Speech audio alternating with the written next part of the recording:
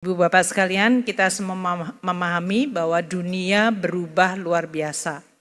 Pasca Perang Dunia Kedua, di mana pada saat itu negara Eropa porak-poranda dan harus dibangun, memunculkan suatu tekad bersama, terutama di negara-negara Barat, untuk memunculkan suatu institusi-institusi global seperti WTO, IMF, World Bank, di dalam rangka untuk mengelola perekonomian dunia agar bisa membangun kembali pasca puing Perang Dunia Kedua.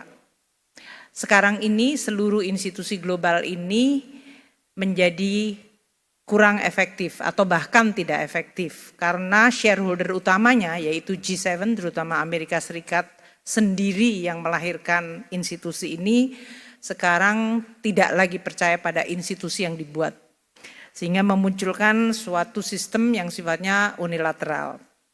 Ini rule base yang selama dikenal sejak Perang Dunia Kedua sekarang menjadi tidak pasti. Di sisi lain memunculkan blok-blok baru termasuk BRIC tadi dan juga kebijakan yang semuanya cenderung menjadi dalam situasi tidak pasti intensitas dari persaingan yang sangat runcing, setiap negara pasti instingnya adalah menjaga domestiknya. Maka banyak kebijakan ekonomi menjadi inward looking. My country first, American first, China first, Indonesia first, dan yang lain-lain. Karena ini memang pada saat external environment tidak bisa diandalkan, maka yang harus dilakukan adalah menjaga kepentingan nasional. Dan ini sudah disampaikan oleh Bapak Presiden, termasuk tadi di dalam pembukaannya penekanan ini bahkan sebelum Donald Trump menyampaikan Trump tarif atau Liberation Days tarif yang disampaikan minggu lalu. Tadinya kita masih berharap adanya supply chain yang berdasarkan perkawanan, makanya waktu itu muncul friendshoring, nearshoring, sekarang bahkan tidak ada definisi yang disebut kawan atau friend lagi. Karena Amerika terhadap Kanada, terhadap Meksiko, negara yang tergabung dalam NAFTA, ini pun juga yang dibidani oleh Amerika Serikat, sekarang ini di-abandon dan menjadi persaingan yang tidak ada lagi definisi kawan atau lawan. Inilah dunia yang kita hadapi. Kebijakan tarif Amerika menjadikan risiko ketidakpastian yang luar biasa. Kalau kita lihat timelinenya selama satu episode 1 Februari hingga April ini dalam 2 bulan telah mengubah lanskap perekonomian global. Pada saat Presiden Trump tanggal 1 April mengeluarkan executive order untuk mengatakan Kanada diberikan tarif 10% dan untuk energinya 25%, Meksiko diberikan tarif 25% dan Tiongkok 10%, itu telah mengubah seluruh tatanan perkawanan yang tadinya dianggap taken for granted itu akan terus berjalan. Sejalan dengan waktu muncul kemudian retaliasi atau respons dan ancaman tambahan untuk produk tertentu seperti baja dan aluminium. Kemudian muncul executive order yang baru tanggal 4 Maret persis sebulan yang lalu untuk menambah untuk Tiongkok 20% dan Kanada melakukan retaliasi. Timeline ini menggambarkan hanya dalam waktu 1 bulan. Dunia yang tadinya digovern dengan rule base sekarang tidak ada lagi kepastian. Ini yang menjadi salah satu yang perlu untuk kita perhatikan di dalam kita mengelola ekonomi. Tidak kita terus-menerus terkaget-kaget, namun pada saat yang sama kita tetap waspada.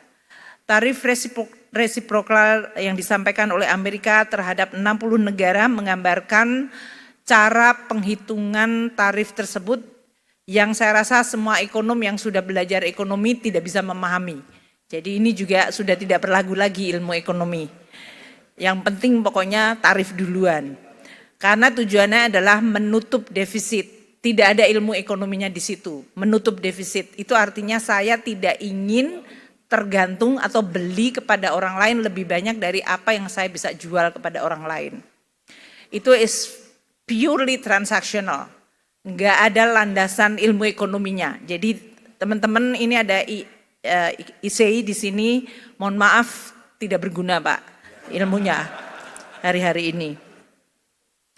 Nah oleh karena itu karena ini adalah pragmatis, sebetulnya pada saat kita semua dilantik oleh Presiden Prabowo, kita diberikan pembekalan, dan pembekalan itu menjadi sangat relevan. Beliau menyampaikan dunia sekarang digovern oleh realis. Jadi pragmatik dan realism rather than theoretical ideology yang selama ini menggovern dunia semenjak Perang Dunia Kedua. Ini menjadi realita yang jauh lebih cepat dan harus kita segera respons. Kebijakan tarif resiprokal direspon oleh berbagai negara seperti yang tadi disampaikan oleh Pak Menko. Tiongkok yang tadinya dianggap akan restrain atau menahan diri justru melakukan retaliasi yang sama kerasnya.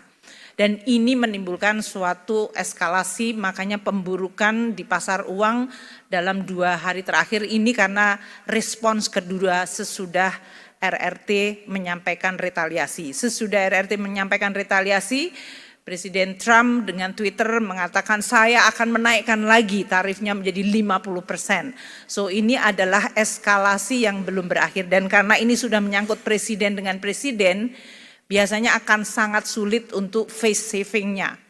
Jadi ini adalah situasi yang harus kita hadapi secara sangat open-minded, pragmatik dan pada saat yang sama kita harus agile, harus cepat.